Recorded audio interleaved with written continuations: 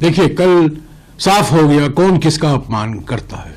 कल गृह मंत्री ने डॉक्टर बाबा साहब अंबेडकर का घोर अपमान किया। उन्होंने क्या कहा, आप लोग अंबेडकर अंबेडकर अंबेडकर जपते हो, बेहतर होता कि आप भगवान का नाम लेते। ये डॉक्टर अंबेडकर का अपमान नहीं है तो और क्या है। तो असली बात यह है कि बीजेपी प्रधानमंत्री गृह मंत्री डॉक्टर बाबा साहब अंबेडकर का अपमान करते रहते हैं और इल्जाम लगाते हैं कांग्रेस पार्टी पर। और दूसरी बात, पहली संशोधन की बात है। पहली संशोधन में क्या हुआ, 1951 में जून 18 को पहला संशोधन लाया गया संविधान में। वो उसमें 3 नए अनुच्छेद लाए गए संविधान में। एक 15(4) क्या कहता है, क्योंकि सुप्रीम कोर्ट ने आरक्षण को खारिज कर दिया था, रद्द कर दिया था, 15(4) को लाना पड़ा।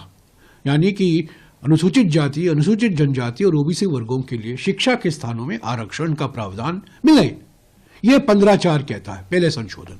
दूसरा 19(2) जो फ्रीडम ऑफ स्पीच पर कोई रीजनेबल रिस्ट्रिक्शन लगाई गई है। असली बात यह है कि 3 जुलाई 1950 को सरदार पटेल ने जवाहरलाल नेहरू को एक खत लिखा था और उन्होंने, ये खत मेरे पास है, 3 जुलाई 2000, 4 पन्ने का खत है और इसमें साफ कहते हैं सांप्रदायिक प्रचार से हमें लड़ना है, सांप्रदायिक प्रचार का हमें सामना करना पड़ा, ये सबसे बड़ी चुनौती है। और उन्होंने श्यामा प्रसाद मुखर्जी का नाम भी लिया है और वो कहते हैं कि my own feeling is that very soon we will have to sit down and consider constitutional amendments. 3 जुलाई 1950 सरदार पटेल जवाहरलाल नेहरू जी को लिखते हैं कि संविधान का संशोधन होना जरूरी है क्योंकि सांप्रदायिक प्रचार भयंकर तरीके से फैलाया जा रहा है। तो 19(2) उससे करता है और ये सिलेक्ट कमेटी को गया। सिलेक्ट कमेटी में नेहरू, राजागोपालाचारी, श्यामा प्रसाद मुखर्जी, बाबा साहब अंबेडकर, और बाबा साहब अंबेडकर ने खुद इसकी वकालत की कॉन्स्टिट्यूएंट असेंबली में।